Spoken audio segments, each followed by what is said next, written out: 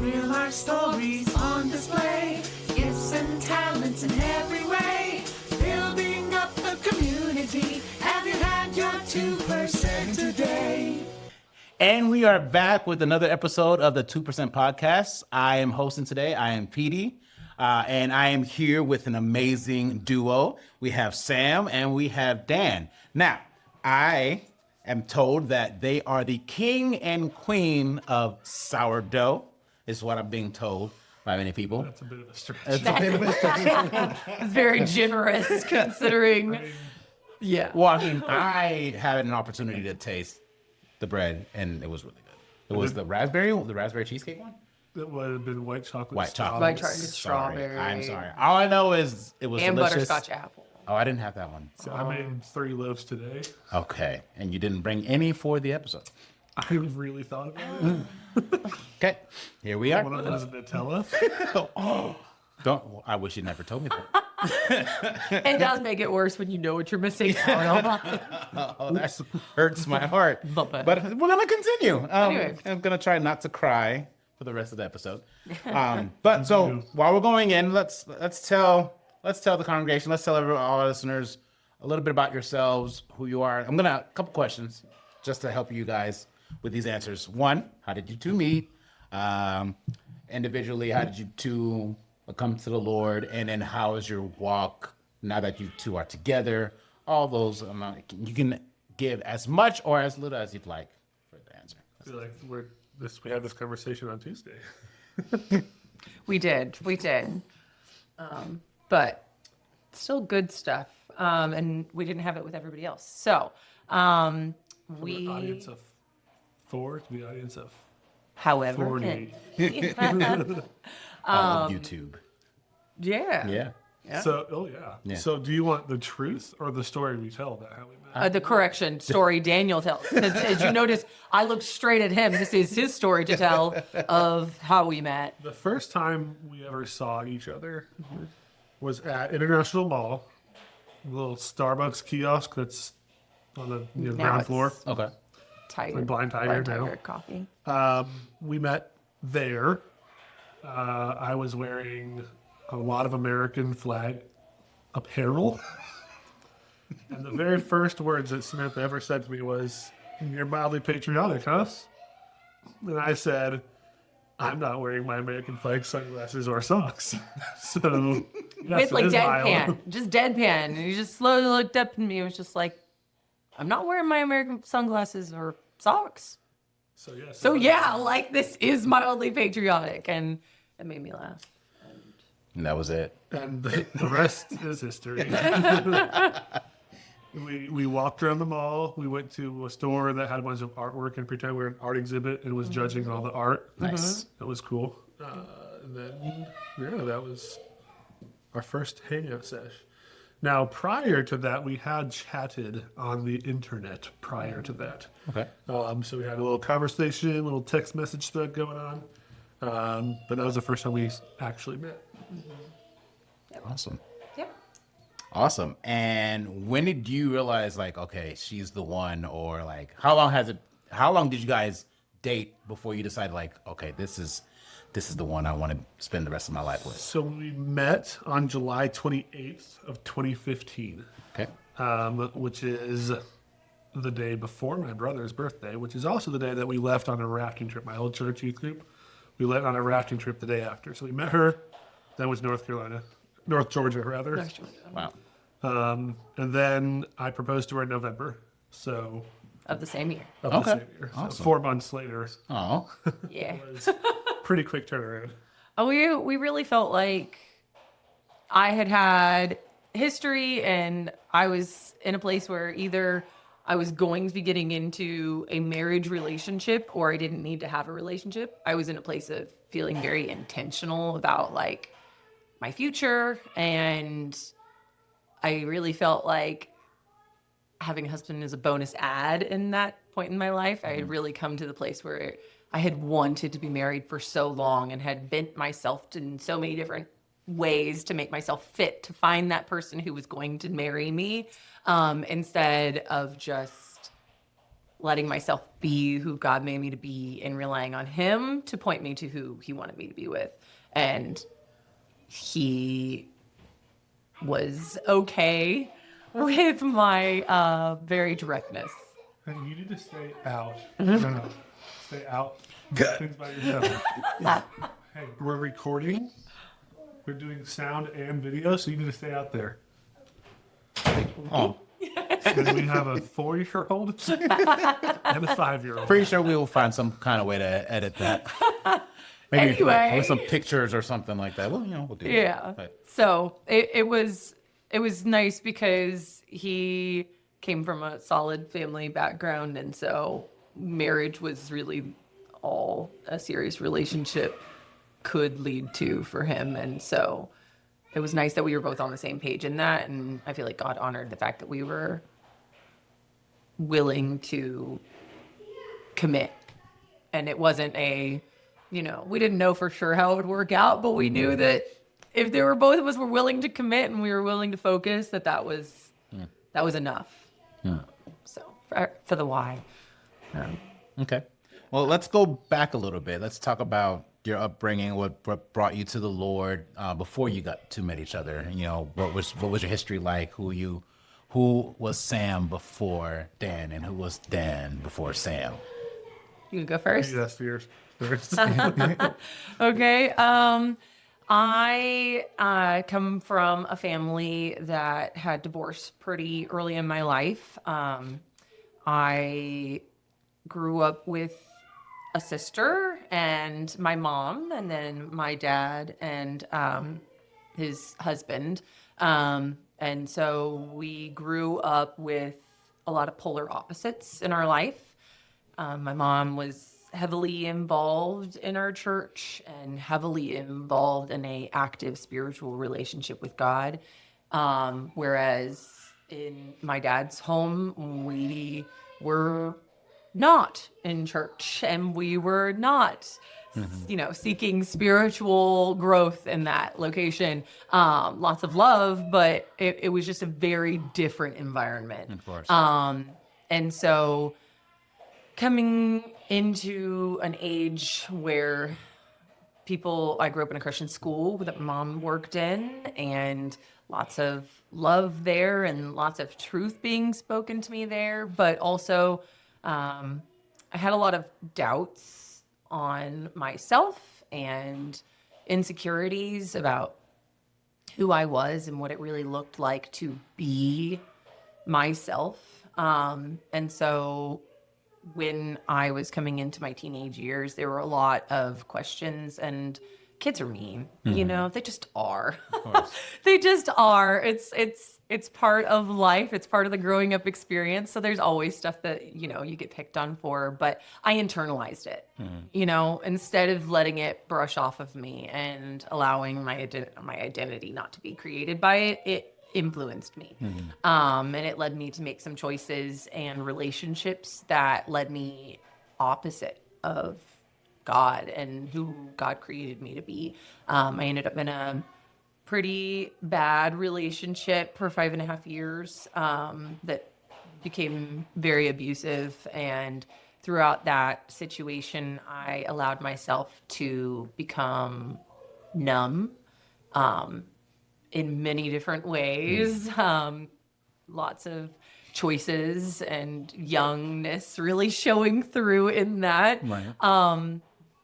But by the grace of God, I had a mom and grandparents and a sister who did not stop praying for me and didn't give up on me where I was.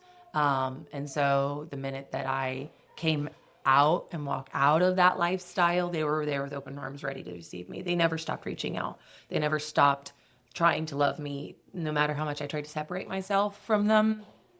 And so I had a very clear picture of my value from them, because they never stopped seeing the value in me, even when I stopped seeing the value in myself. Wow. So it made it easy to believe that God loved me, because even after they knew what I had done and they knew the experiences that I'd lived, they still loved me. And how much more does God love me? And he made it really clear. He's such a good God. Awesome. Good. Number 2.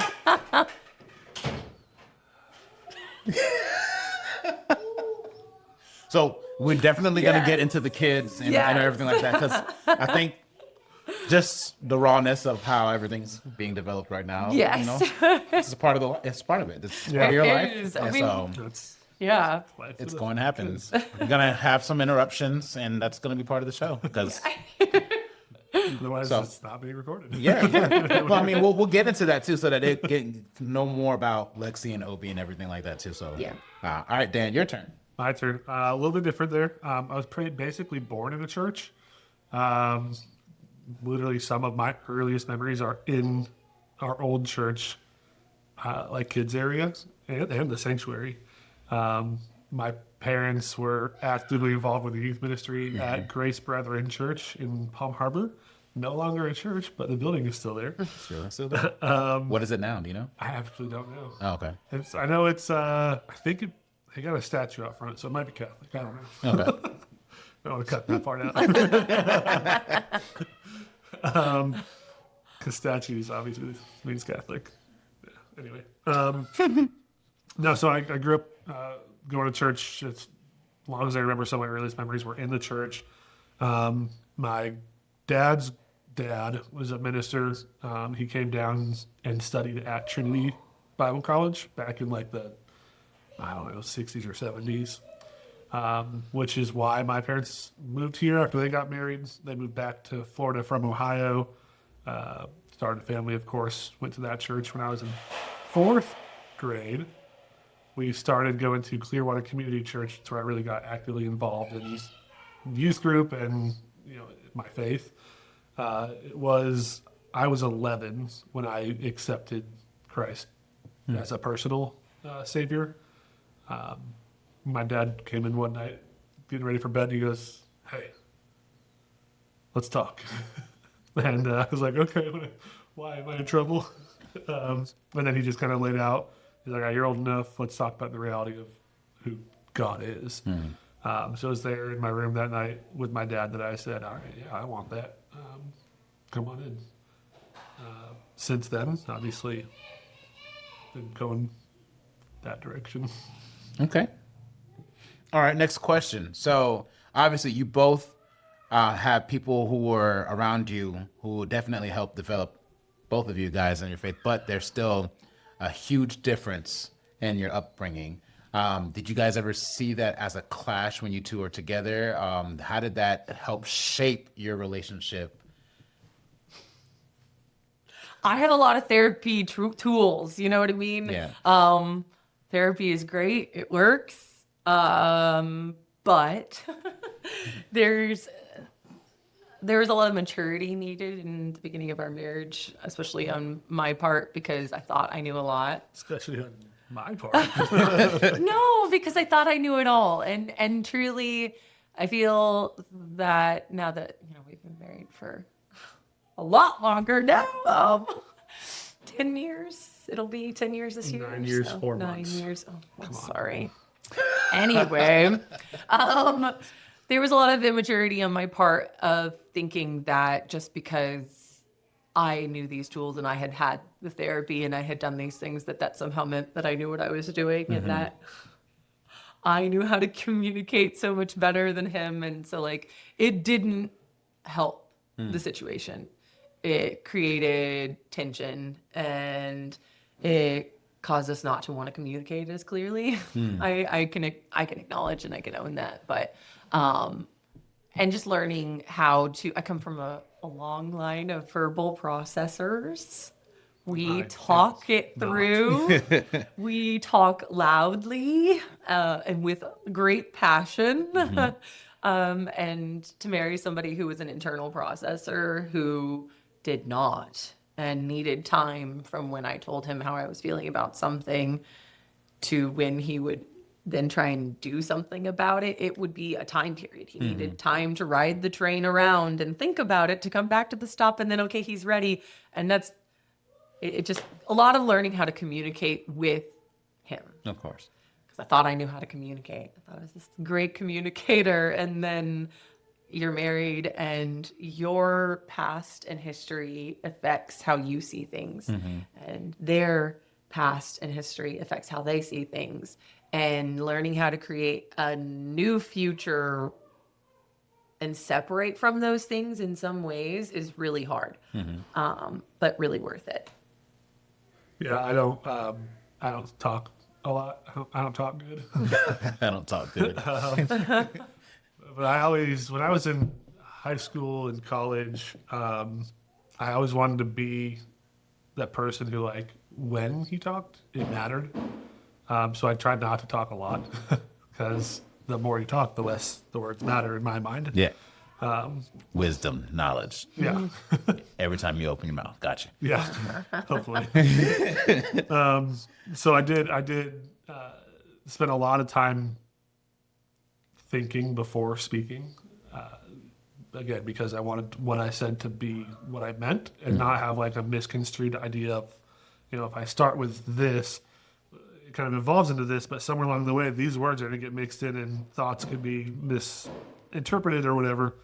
So I would just have I still do this. The conversations in my head. If I say this, then they can say this, and then I can say this, and they can say that. It goes back and forth, and almost never does it actually happen. But at least in my mind, like I've planned it out, and I've come to this conclusion. I have the answer that I want to share. So that's how I communicate. I take my time to make sure the words I say are the words I mean. And as she said, she verbal processes, which means she starts here and expresses herself entirely until she finds the answer. And I think part of the problem we had at first was because my mind was, you say what you mean. Everything that she was saying along the way is what she meant. And it wasn't. And it was just kind of the path she took to get to what she meant. And I think part of the process of why it was so difficult was because I would hear her say these words and these words and these words and these words, and they would sit with me. And so I'd be like, you said this though. But you didn't mean it? Like, why not? And trying to figure that out. So the communication, especially at first, was difficult because my mind was the words you say are what you mean. Her mind were the words I say lead me to what I mean.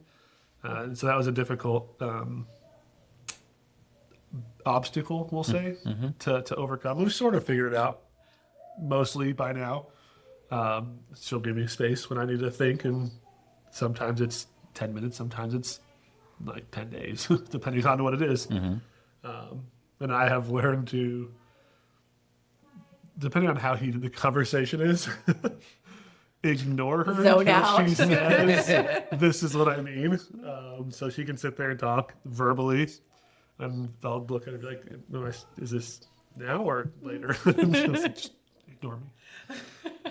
So we've been trying to figure it out, and we've done a pretty good job, I think. We're only getting better at that. So you'll say that it's still a learning experience navigating through that. For sure. Oh, for sure. For sure. The best advice we were given when we were first married was from the book, The Meaning of Marriage by Timothy Keller. And it was, the person you marry is not the person you're going to be married to. Okay, either you're going to grow, they're going to grow, you're going to have setbacks, they're going to have setbacks. We aren't going to be the same person. What has to remain the same is your commitment to God and your commitment to your marriage, because that's the real reason that you chose the vows to begin with. We all change constantly. Right. So, and we have to be able to. That's Absolutely. part of life, is growing and figuring out who we are and really what we feel and what we believe. But until you have the space to do that, and if you don't give someone the space to do that, like, you're stunting them. You know what I mean? So that was great advice. So as we changed it, I didn't hold on to the things that used to drive me crazy. You know what I mean? Or the things that I used to love that we would do, because we're not like that season of life was no kids and We're old. it's different now. Right. And so it makes it easier to just embrace who we are today and find points where we connect today. Absolutely. So Okay. Well, if you guys didn't hear any of the interruptions that took place, they have two funny, amazing children, Lexi and Obi. What has, like, growing together and then learning to become different people for the sake of the marriage, how has that now affected you two as being parents to Obi and Lexi? What is it like being parents, navigating this new way of life, and now also having dependents with you while you navigate that? So this wasn't on the list of questions. You know, I actually had to think about this. just like you have to, like, think about these as I asked them. And That's a good question. One thing we always repeat to them is that we are on the same team. So because I work from home 3 days a week, I'll come out like just during a break, a little walkabout. And they'll be like, Dad, can I have some snacks? Or can we watch TV? Or whatever they're asking. And my answer every single time is, I don't know what Mom has told you, but that's the answer. Because I'm not here. Like, I'm at work. It doesn't count. Like, yes, I get to see you, I get to give you a hug, whatever, but then I'm going back to work. I'm not interacting with you. I'm not deciding. I don't know what you've already had to snack on. I don't know what you've watched. I don't know what punishment you have or anything like that. So being able to be on each other's team as a unified front has been obviously super helpful. that's amazing. But even our different approaches to kids in general, like I'm way more free-spirited with them. So there's a lot more chaos when I'm in charge. Jumping, they're climbing on me. I'm a jungle gym, which after a bit of time He is a giant, if you guys didn't know. yes. There's a lot of chaos. Jeez. And that's in big part because I am at work, 8 hours a day. So when I do get home, it's like I want to make the most of the time. So they're 4 and 5, so they're crazy. So In the best ways. yeah, In the best ways. anyone who's ever had a kid that was 4 or 5, you know what I mean. Yeah. So I want to be, I meet them at their level. I want to be the fun that they want to have now. Of course, discipline and serious happens a lot as well. I have food for you, for Bobby or Okay, thank you. We'll get it right after this, okay? Hey, bud, remember, keep the door shut. He was gonna say my name. He just didn't know You what just it couldn't was. remember it. He had food for me and didn't know my name. So Is See, this a wide angle connection? yeah. I'm not sure if they can see the door, but they can definitely Hear, us for and sure. see us turn in that direction. But later on the video, we'll have them come in. We can bring them in. Bring them in and then say hi to the camera and all that, so they can see the full Loomis family. I think for me, just because I think it's important, is we homeschool, okay? We're blessed to be able to do it. God has allowed us to do it. We've made the decision to homeschool as a family.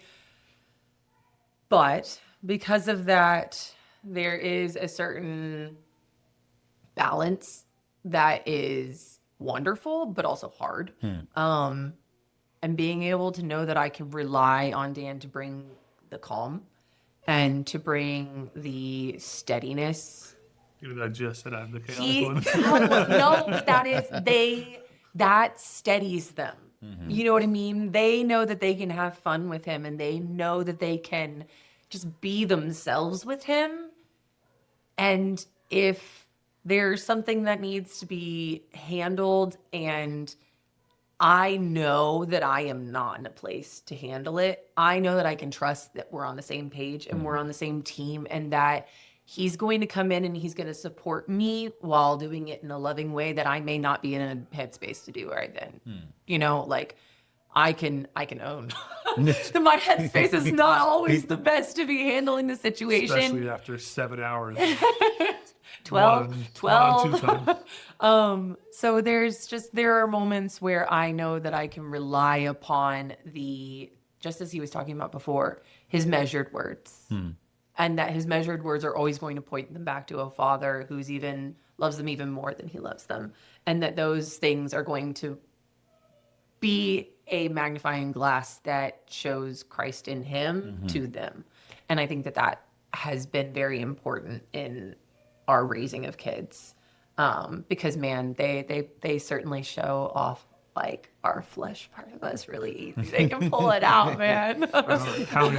How many times we've looked at each other and been like, She gets that from you, you know. She gets that. She gets that from you. That's your gift. That's all you. That's all you.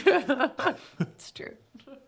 Yeah, it's interesting though, seeing little versions of yourselves because they pick up everything you do, like bad habits included, and like the way, even because like I like to joke around a lot. Like everyone who knows me knows that, and it counts with Sam as well. And when I do it, we all know it's a joke. Most of the time, Sam sometimes is like, "I'm gonna cut you." But then, like, Lexi will, like, kind of sassily say something to Sam. I'm like, oh, I'm drunk. Whoops. That's not what I was intending to happen. I was expecting her to pick that up. Yeah. So it's an interesting trying to balance keeping things lighthearted and fun, things like that, but also making sure that they're not picking up the bad habits, the sarcasm, the sassiness to people that they shouldn't be sassy and sarcastic to. So that's been a fun one. Okay. For sure. All right. So if you guys didn't know, Sam and Dan are our new youth leaders for Redeemer City Church. Just a couple of. Some of, but they are definitely the ones, heading it, and then you have other people that are behind them that are going to help and support and be a part of it. Yours truly, because I'm a big kid myself. So very big kid himself. So, but how did the youth ministry came to be? Like, give us some story there. Like, give us some insight there. How did it come to be, and why was your yes there? Like, why did you say yes to that? So we're going back in time. All right. As I mentioned, my grandpa was the minister. So my parents also, I mentioned, were the youth leaders at our old church. And then when we went to the new church, Clearwater Community Church, my parents also were in the youth group leaders. So then I grew up in the youth group, obviously, and it was wildly impactful in my life. So much so that as soon as I graduated from high school, I started volunteering in the middle school youth program because I was staying local for college, so I wasn't going away. So the very first opportunity to get out of youth group, I got immediately back in. Okay. At that point, there was some changes with who was there, and I was a summer intern. The middle school youth leader left at the end of the summer, so I just kind of stayed as an interim for about another year. Okay. At that point, they hired a new guy to take over, this tall, lanky fella named my brother, Kyle. So he took over as the middle school youth director, and I stayed just as a youth leader. We moved to North Carolina after we got married, of course, and got involved with our youth group up there. Okay. I'd say, even jumping back a touch, sometime in college, I knew that I was going to be involved with the youth group in some way, shape, or form for the rest of my life. Whether it's a paid position that's my job, whether it's a volunteer, whether it's just supporting and doing something else, I knew that was going to be part of my life in some way, shape, or form. So that it was at our chili cook-off 3 years ago. 2 years, 3 cook-offs ago. 2 years, 3 cook-offs ago. Where Mitch said, hey, we want to start a youth program. You interested? And I said, yes. Zero hesitation. We didn't talk about it for another year after that. During that year, though, there's specific, probably 4-month stretch of time where I was just feeling this overwhelming desire, need to do it, to get involved again. Yeah. Because once we moved back from North Carolina to Florida, we've been coming to Redeemer almost the entire time, and we have a youth program, so there was no opportunity. Right. So as soon as it came up to be like, hey, we want to start this youth program, yes, I'll be involved in whatever way that looks like. Absolutely. Mitch said, okay, well, you'll be the one in charge. And I said, okay, we'll see how that goes. But during that 4-month or so stretch, I really, really felt God telling me, like, this is the right thing. Okay. This is going to be what you're doing next. Like, awesome. This is it. little later, after two chili cook-offs ago, 2 chili cook-offs. a few weeks after that, Mitch and I told him, I was like, are we doing this or not? And he said, yeah. So that's when the kind of thing started happening. At that point in time, I very much started feeling a lot of spiritual attacks, ton of them. There was a lot of just like whispers in my head of like, you're not good enough. Like, you're not educated enough. You've been out of youth ministry for a long time. You're not cool. The kids aren't going to think you're awesome. Like, you're a dork. It's going to go terrible. And just this constant beratement of like, you're the worst. Why are you doing this? Just give up. There's no point. Which is super disheartening just to have that coming from every angle. But I also know that the devil is not omnipotent and does not have the ability to be anywhere he wants to be, but he has chosen me as a battleground and said, you know what, I'm going to go after Daniel and make him feel like garbage. So the fact that he chose me as a place to attack, I'm like, I must be doing something right. Like, this is clearly God. Right. Because if he's attacking me and putting that much doubt and that much pain into my head and my heart, like, okay, something big's coming. So I'm like, you know what? Bring it on, devil. All right. Like, you ain't going to win this one. Then, we've been meeting with our youth leaders now since September? Yeah. October, somewhere in that range. So, like, 4 or 5 months. Just building and developing a relationship with them, with us. Kind of doing some training, reading some books, doing studies, having resources, things like that. So we're trying to build up a team that can really handle what youth ministry looks like when there is not one already. So trying to build from nothing to something. It's going to be a long, slow pace. It's Have gonna patience with us. Yeah. It will grow, but it will grow in God's time. Yeah. And we want it to grow in His time and in His shape. This leads me to my next question, which you guys already started to talk about. So, like, what can people expect from the youth ministry? Yeah. So, start talking about different things that you guys want to bring to the table. When is this going to air? Like, when is this going to come out? I don't know. Well, maybe it's already out. Maybe you've already started the youth program. Maybe. March 1st is officially our first day with students. March 1st is officially our first day with students, in case that first one sounded horrible. Fresh soundbite for you. Fresh sound. Here you go, Mitch. So what we'll be doing is, initially, for about the first 3 months, we'll be meeting every other Sunday downstairs here in the conference room. The first week is just going to be a party. We're going to have fun. I'm down. Shouldn't we? Let's do it. So, come on. That first Sunday in March, we're going to have fun, snacks, games, just hanging out with each other, get to know each other. I don't really know a lot of the kids yet, so I just want to know who they are. Got to start somewhere. Absolutely.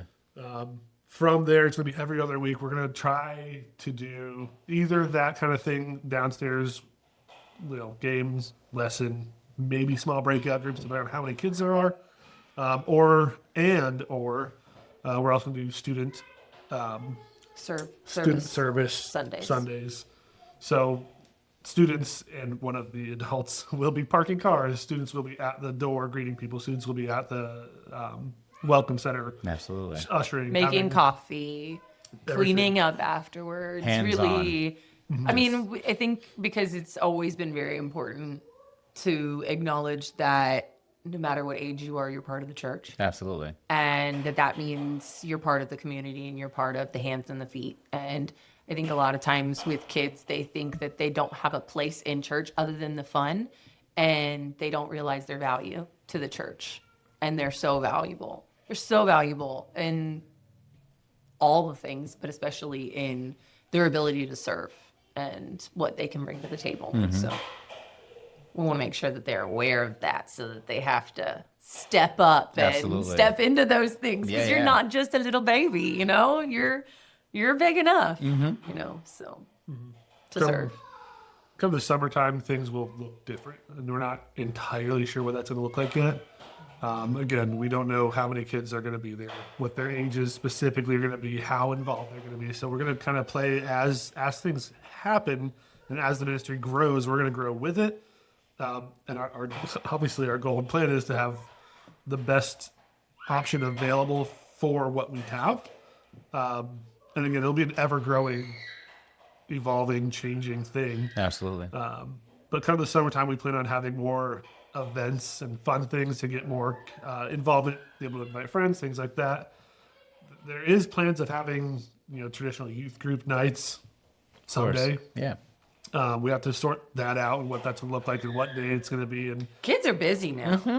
Sports, all the things, all the Drama, different music, activities, yeah, all all the the different activities. extracurriculars. They're busy. So we also want to honor the families in that too, and Absolutely. make sure that we're balanced in that they're getting fed when they can, and connected where they can without it overtaking. Yeah. Overtaking the family schedule that's already very full, So yeah. But even one of our biggest, I don't know what I'm trying to say. Priorities. One of our biggest priorities is to keep the family unit a family unit proper. So we're only doing every other week on Sunday mornings because we want parents and kids to be in service together, Absolutely. worshiping together corporately. Yeah. And that's a very important thing that we're going to make sure happens. Because we, as youth leaders, are not raising your kids. Right. Got it? That's your job. Parents. We are there to echo truth back to them and make sure that they're hearing the same things that you're telling them at home here, just maybe in a funner, more applicable way, potentially. Well, we want to I don't know what y'all do at home. Potentially, maybe you're walking around with cups on your head and talking about things, but drinking you from never know. mugs he found on the shelf. He knows how dirty they are. But we want to be a support system for the family. Absolutely. Keep that as another priority. It's we want to help you raise your kids the way that they need to be raised. So that's going to be it probably will be one of, if not our biggest priority throughout the life of this ministry, is keeping the family together and making sure that we are supporting parents as they raise the future. Because they're very moldable, and if they're on the right track, if their projection is correct, then that's great. If we can help you get that in line, we're going to do it. Awesome. That's our goal. With that, I will say, who's that? Mitch is editing this, so he can kick us out if he doesn't want to. Sure. I'm scared. I have no idea what he's going to say. This was not rehearsed. Let's so. get really close and do some ASMR. Hello. I hope you like this noise. That's weird. That's so weird. No, I have plans. Mitch and I have talked already. I mean, the super, super, super very beginning stages of having a marriage conference. For specifically, it's going to be for parents, but any married person is invited. The initial conversations will have one main session that's for marriage, and then we'll have breakout sessions. Youth age parents, kid age parents, and then no kid adults that are married. Yeah. So we'll have different things for each generation of married people, And type. yeah, and married people who don't have kids or have empty nesters, whatever that may look like. So we're working on that. Okay.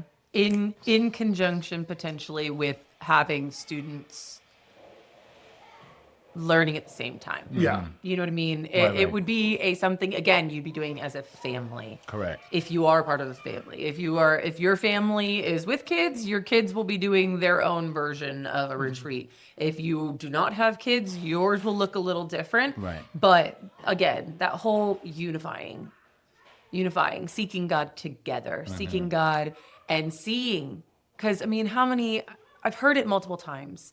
People talk about, they know growing up that their family was Christian and they know that they were involved, but sometimes we have those moments with God when we don't have our kids around because that's when there's time, or we don't want to take away our time from them, but we want them to see you working out your faith. Absolutely. And working on your marriage. That's good. And the value of that, and that there's value in them working on their faith too. So just giving opportunities to, again, bring them closer as a family unit, strengthening marriages because they strengthen the church and they point to Christ, because Absolutely. our marriage is supposed to be a representation of Christ in the church, right? Like, so. No, it's really good to target the entire family unit as a whole. Me and my upbringing, I grew up where I was raised by the youth group. And that was the Christian example. And then later on, parents came to know the Lord. So I understand and I see the importance of the entire unit being fed that way so that the entire family gets to come and grow in the Lord and all that. So I definitely understand the importance of that. Other events too, like worship nights. If you missed the one in November, Oh, you missed out. Oh, he's out. good. So, well, there's another one planning maybe in the summertime. We're trying to figure that out.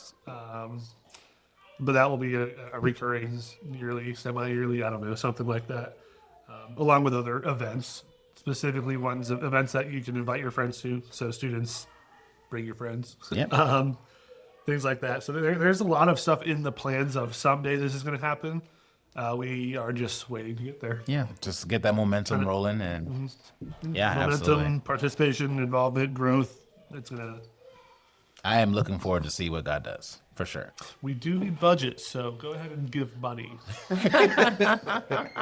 Put in youth on your giving statement. Okay.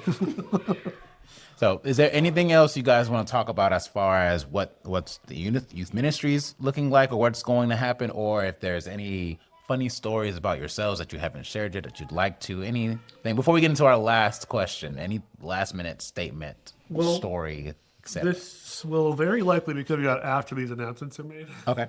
So hey, this may be news to you. We are it's not. You know about this. We are kind of expanding what the age is going to look like. So originally the thought was middle school and high school, Traditional. traditional youth group age.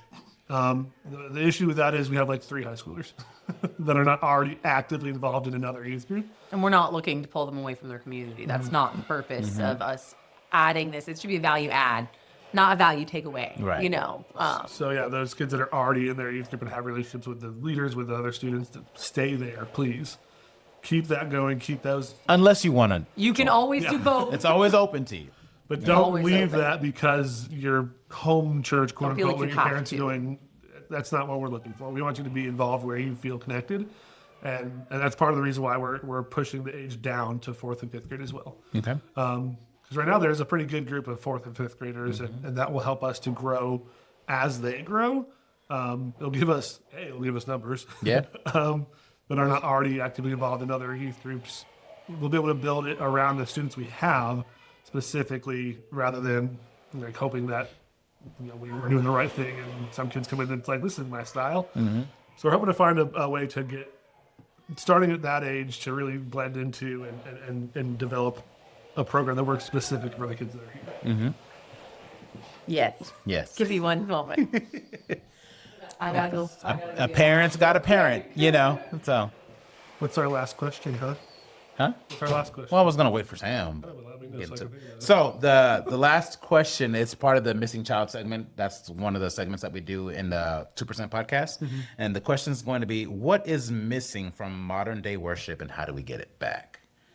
So that's going to be that question, but you have a couple seconds ahead of Sam. So you can't answer that yet, but I'm going to ask the question again when she gets back in. Don't we want to talk about our hobbies and interests? That I literally asked you We'll if shoot there you was back a with last minute anything before that was the opportunity to talk about it. Hey, we still hobbies. have the opportunity. It's Yeah. still, I mean, you can still still go right now. Tell them you like long walks on the beach and I sunsets. like long walks on the beach, sunsets, holding hands. Yep. Is always a good one. With All Sam, with of Sam. course, Yeah. So Welcome back, Sam. It's all good. The church is just too fun. yeah, They're having a blast. I'm not sure if anybody can hear all the fun. So if you did, just know they're loving it. yep. They love being here. But even just a little bit more about us. We like people. Come talk to us. Yes. Absolutely. I have ADHD and I'm like a serial hobbyist. So I've done all the hobbies like woodworking, skateboarding. I Nice. used to build and repair bikes, ping pong. I have Surfing. multiple paddles from China. Oh wow. Yes, I surfed a few times. I got into that a little bit. Anything I can do. My current is golf. I'm not very good. I shot a 94 this morning. See, I know nothing about golf. I don't know what that means. That sounds 94 out of 100 sounds like a good thing to me. That's what I was. It's closer to out of 72. Oh, So, I mean, a lot of people's goal is to break 100. So, like, that was my goal last year, is to break 100. So I did it. I'm pretty happy. But yeah, I'm not great. I love it. I played this morning, and I tied for second place in the tournament. So I'm not even good at top golf. Just sure you are. I've missed it just trying to swing and almost fell out the bay. But yeah, we won't talk about that. Whatever. So I'll stick to what I know. Music. Give me the piano all day. We're grateful. Grateful for that.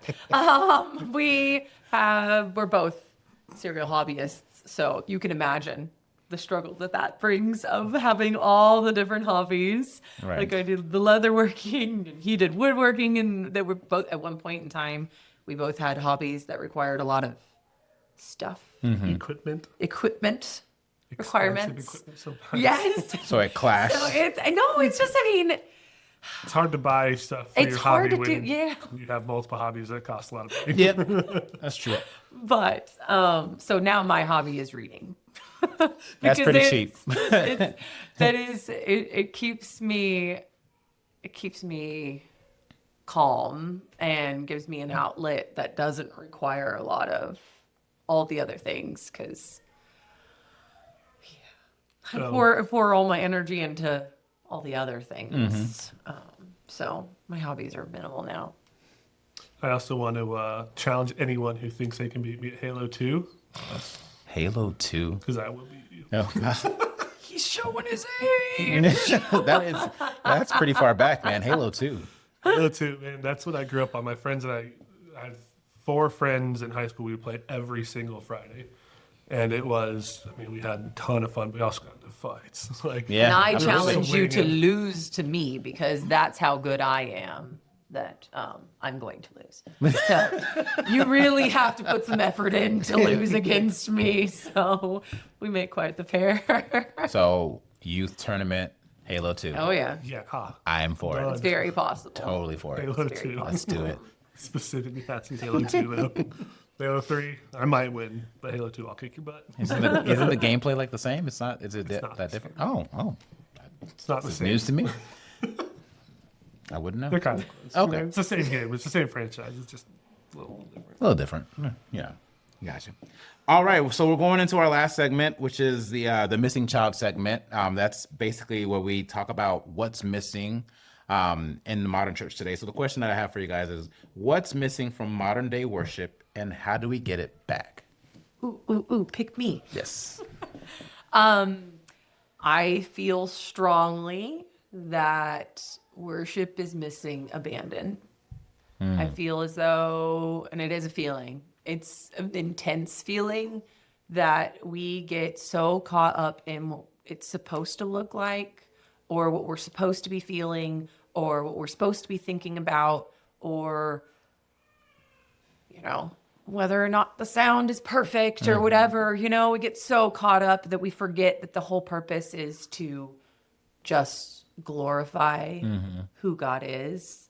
And I mean, David was a man after God's own heart, right? And he danced with abandon. His worship was regardless of judgment. It was regardless of pride. It was regardless of success. He just poured all that God had given him with abandon into glorifying who he was. And that's hard because our brains are really wired on, like, what do I look like? Making sure I'm not making a mess. Like, you don't want to be a fool. You don't want to, miss the point. But again, good intentions drawing you away from the purpose, which is to completely pour everything he made you to be into your worship of him. And worship doesn't have to look the same for everybody. Right.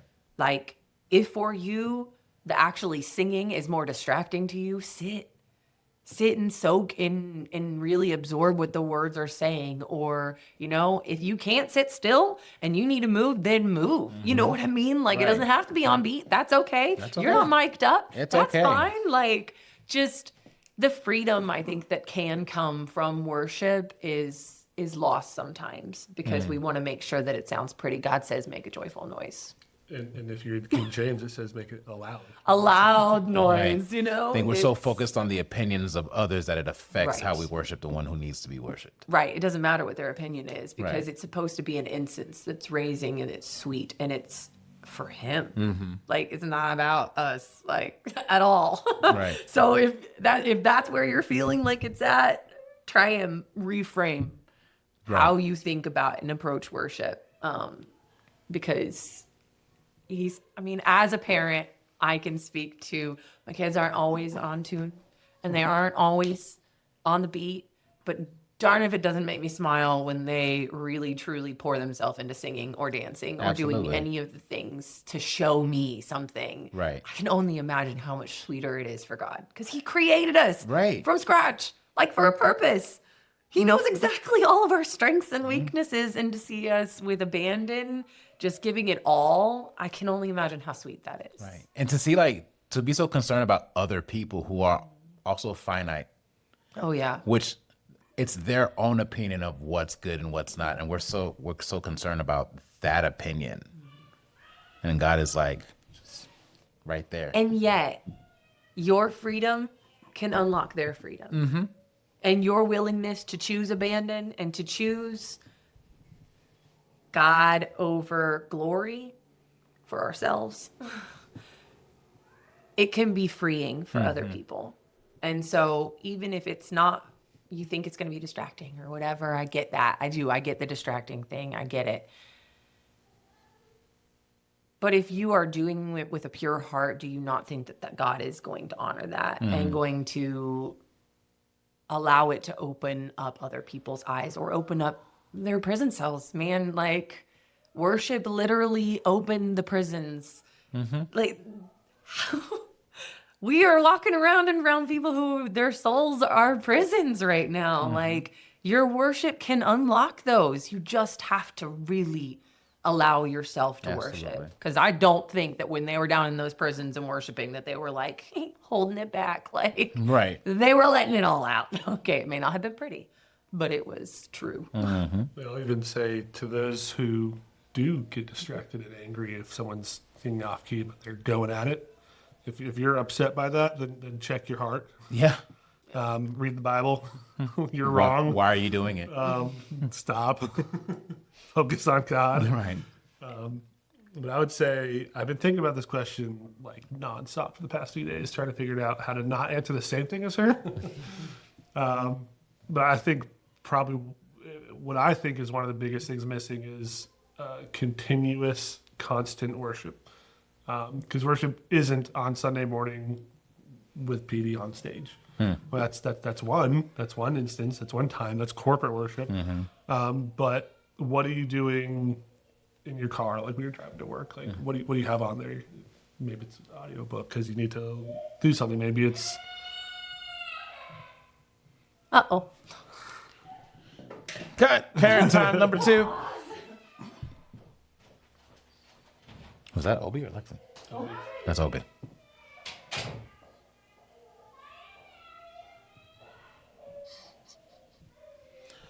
Mitch, you are going to have some fun doing some editing. I don't know how much, honestly, the room out there picks up the room out there with all that's been going on. But well, worst comes worst, we can re-record. yeah, I mean, yeah, I'm reschedule. willing. She's We might have to willing. reschedule. I've decided. Or If it yeah, needs to happen, it'll happen. No, I'm not. It's all good. yeah. Oh, that's a fun fact about me. What's up? Ever since I heard a podcast for the very first time, I had a dream. I said, I'm going to be on a podcast someday. So Look at that. Look at thanks, that. Jamie, Andrew, Petey. Thank you for giving me this goal, this dream. Have me again sometime. Yeah, of course. Long time caller, first time listener, you know. See, I mean, you're gonna have your own youth group chronicles and give your own stories of all the crazy things that will happen at Redeemer, and talk about it. And we're gonna put it in a podcast. It's gonna be fun, and I'm excited to talk about it. I totally am. Yeah, there's a pretty big podcast out there. If you don't know, it's called Youth Group Chronicles. Yep. Had 3 stories from my former youth group days featured. Stories that he experienced that was on the episode, and he showed me one of the episodes, and The time we almost killed one of our adult leaders named Travis. Yeah. That's not going to Almost. happen with Redeemer, though. Don't worry about that. Well, that was a bunch of high school boys who duct taped an asthmatic person to a table, sat on him, and like it was. Once again, that will not happen at Redeemer. It's a very different place. Yes. What? Oh, he'll cut it out. Cut it out. I also had kids on a bus light off fireworks at the back of the bus. Yeah, cut that out. Yeah. Kids, man. Don't do that. Don't do that. Anyway, sorry. So you were talking about what's missing. Yeah. So what's missing? The constant amount of our so on your drive to work, what are you listening to? And at your home, what's happening? What's blowing through the speakers? What's on TV? Things like that. We have recently at work specifically. There's all kinds of different kinds of worship. Of course. When I'm at work, I'll have either, if I'm in the office, I got my earbuds and I'm listening to some kind of praise and worship. I'm at home, I have it sitting on my side table with the music playing. Sometimes it's like, acoustics, and you got Chris Tomlin. Sometimes it's metal and it's loud and screaming because worship doesn't have to be Limited. specific genre. And I found that especially like on hard days at work, having that like screaming, oh, glory to God. I'm like, yeah, let's do this. Yeah. Get this work done. But even with that, like when you have songs stuck in your head that are like Jesus and God and love and hope, it's really hard to do things that you're not supposed to do. Like when you're listening to, who's that guy who sings songs? Listen to Phil Wickham on That's the a lot of drive. guys. that guy. That You're listening one. to Just Phil one. Wickham singing on your way to work and someone cuts you off. It's a lot harder to be like, screw that guy. Yeah. You have like, Absolutely. into your arms. It's like, okay, wait, hold on. I can't be mad at that guy. Like, and that's helped a lot for me specifically. Even like, it's hard to sin, to do mean things, to be bad, to not do good things, whatever. When in your head is constantly glorifying God, worship music. So any of you who have road rage, Crank it up. crank up some of that worship, and you'll feel bad when you get mad at someone for not knowing where they're going on the road. And you won't yell at them as much. Okay. All right. And the last question: how can our listeners, how can the congregation, how can we pray for you? All the ways you can think of. All the ways. Well, specifically, one thing that we pray for, rather, I made it a note back in 2011. A friend of mine said to his dad, he goes, "How are you so smart? Like, how are you so wise? How do you know that stuff?" And he said, "Every single day I pray for wisdom since the day you were born." He told that to my friend. So, Scott Mueller, thanks. Zach, thanks. So ever since then, I've been like, okay, that's a goal. I want to be wisdom. So I've been praying for wisdom for my family. And so that's continue to pray for wisdom for me. That's a big one. For the youth ministry, just for God's guidance to be clear. When we have plans, our plans aren't always great. Sometimes they are. Sometimes they're awesome. But even sometimes awesome plans aren't the right plans. So whatever God's plans are, we want that to happen. So praying for God's plans, his ultimate control and wisdom over ours. Okay, stay out there. They're ready. They're ready. Okay. For We'll be right out. For his plan, his will to be done in the youth program is a big one. For the right students to be involved. For any words that us as leaders say to them to be the right words. Wisdom is a big word. Of course. So that's a big one for that, for the youth ministry, for funding for the youth Obi, ministry. I need you to go over there for just a few minutes. We'll open the door when it's time.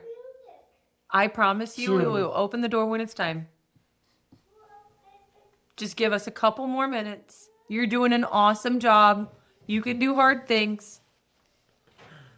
Yeah, it's going to cost money to run the youth ministry, and we currently don't really have much of a budget. Again, if We Mitch will needs to pour edit what this we out. can into it, but It's just a balance. But finding the right people in the church to give for growth to happen so that, I mean, ultimately we would love to have this be a full-time paid staff role, as I'm sure you also agree with your role. Pray for us. So, yeah.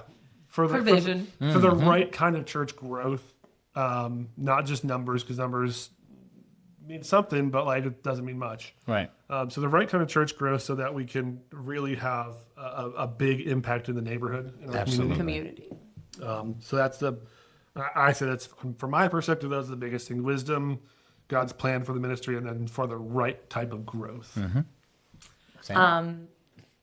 I say a lot, don't mind me. For clarity on choices and for peace as we make them. A lot of times that's what I'll sit and I'll wait for before I can move on, because if I don't have peace in it, I have to take a pause and wonder if, okay, is this really where God's leading us? Right. If I don't have peace in it, then I probably don't have grace to walk through it. Maybe I shouldn't be walking in it. You know, I feel that we've got the right people. So prayers for the right choices as we make them, and peace as we walk through them, so that we know we're making the right choices, because we want to do right by all of you. We want to do right by your students, and we want to honor the people who are pouring their time into the ministry, and our choices affect all of those people. So we want to have clarity on those choices, like you said, wisdom. But sometimes wisdom can be muddled, right? Like we can know so many things that we don't know which piece to put where. And clarity, I feel, is taking that wisdom and putting it to action. Absolutely. And having the peace as we put it to action, that we're taking the right actions. And just for confidence in who God created us to be, and that this is a time that was created for exactly what we're doing. And I mean, Pastor Mitch obviously was talking about Esther not that long ago, right? She was young. Again, how much more are our students living right now in a pivotal time? So giving us the wisdom to pass it on to them so that we can be their Mordecai, right? We want to be their Mordecai. We want to be there for them. We want to help them as they're in the season that only they can live.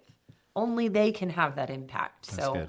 praying for our students as they walk through all of the challenges that there are, and praying for us as a family so that we will be healthy and be in a right mindset to support and to pour into your families.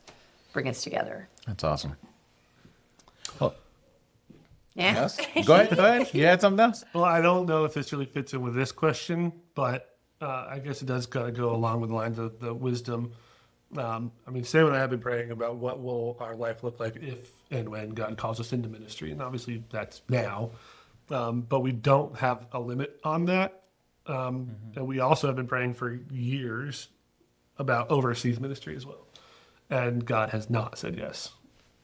Made it very clear it's not the answer. But we are going to continue praying if that's his will to do that. And if he says tomorrow, hey, you know what? Time to go. You're going overseas, going to Germany, you're going to England, you're going to Africa, you're going to wherever.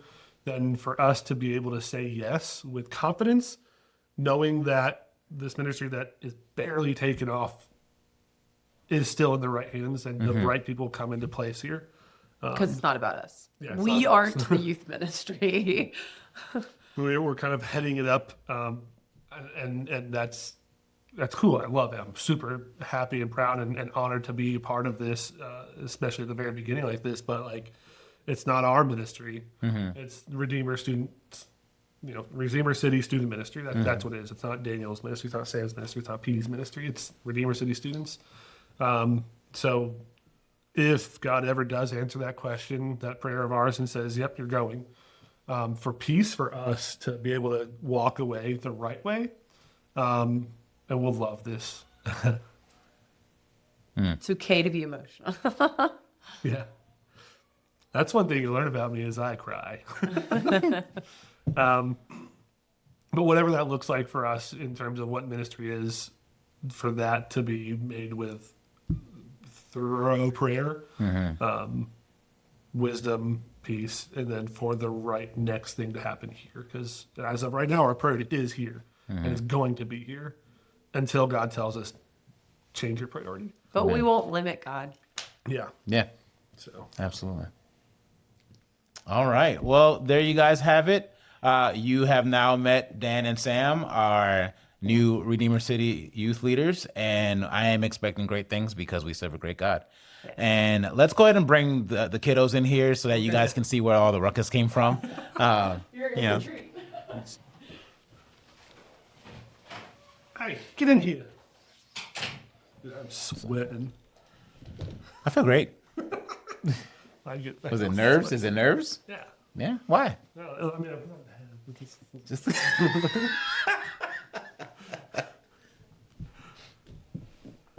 yeah. So we'll just bring him in. They'll wave at the camera, say bye, and then we'll end it. Stop that. That's so weird. I don't think it's picking that up. Oh, there. There you go. That's a youth minister if you're not going to break stuff that's expensive, you know? What's up, sweet Lou? Oh,